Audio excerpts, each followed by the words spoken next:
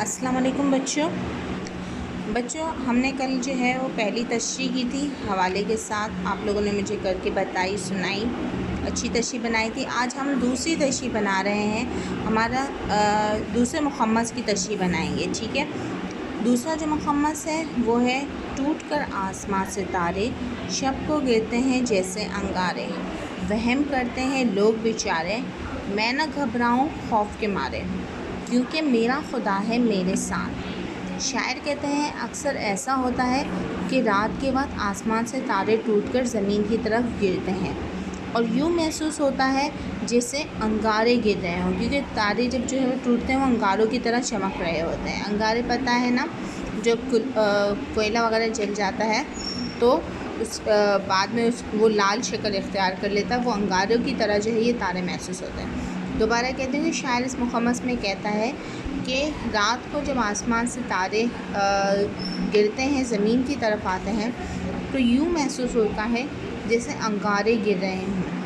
یہ دیکھ کر اکثر لوگ جو ہے یہ وہم کرتے ہیں کہ ایسا جو ہے اب ہمارے ساتھ کچھ نہ کچھ برا ہوگا، کیونکہ تارے ٹوٹنے سے اکثر لوگ اس وہم میں پڑ جاتے ہیں. لیکن میں کبھی نہیں گھبراتا، کیونکہ مجھے یہ علم ہے کہ میرا اچھی بری تقدیر جو ہے وہ اللہ کی طرف سے ہوتی ہے اور تاروں کے ٹوٹنے سے کچھ نہیں ہوتا. اس لیے میں ان وہموں میں نہیں پڑتا. ایک مرتبہ پھر سمجھا رہی ہوں کہ شاعر کہتے ہیں کہ رات کے وقت جب آسمان سے تارے ٹوٹ کر گرتے ہیں تو یوں محسوس ہوتا ہے جیسے انگارے گر رہے ہوں. یہ دیکھ کر اکثر لوگ اس وہم میں پڑ جاتے ہیں کہ اب ہمارے ساتھ کچھ نہ کچھ برا ہوگا. لیکن میں نہیں گھبراتا، کیونکہ میرا یقین ہے کہ اچھی بری تقدیر جو ہے وہ اللہ کی طرف سے ہے، اور جب تک اللہ نہ چاہے تو کچھ برا نہیں ہو سکتا. تو اس لیے میں ان تاروں کے ٹوٹنے سے کوئی وہم نہیں کرتا. ہماری یہ ایک تشریح ہو جائے گی. ٹھیک ہے، اس کو آپ کو مکمل کرنا ہے. اس کے بعد جو ہے ہم تشریح نمبر 3 کو چھوڑ دیں گے. ہمیں جو ہے وہ مخمس نمبر 3 نہیں کرنا، بلکہ ہم مخمس نمبر 4 کریں گے. ٹھیک ہے. اس میں شاعر کہتے ہیں، پہلے میں مخمس پڑھ دیتی ہوں. ہو بیاباں میں گزر میرا، یا سمندر پہ ہو سفر میرا، دور رہ جائے مجھ سے گھر میرا، رہے پھر بھی کبھی جگر میرا، کیونکہ میرا خدا ہے میرے ساتھ. اب پہلے میں بتا دوں کہ بیابان کہتے ہیں کسی بھی جو ہے ویران جگہ کو، اور کبھی جگر یعنی کہ آپ کا جگر مضبوط ہونا، طاقتور ہونا. ٹھیک ہے. اس کے بعد ہم تشریح کی طرف آتے ہیں کہ شاعر کہتے ہیں کہ اکثر کسی بھی کام کے سلسلے میں یا کسی اور معاملے میں مجھے اکثر جو ہے سفر پر نکلنا پڑتا ہے. اس سفر میں اکثر میرا گزر جو ہے بیابان یعنی ویران جگہوں سے ہوتا ہے، یا پھر میرا سفر جو ہے وہ سمندر پر ہوتا ہے، اور میرا گھر جو ہے وہ مجھ سے بہت دور رہ جاتا ہے.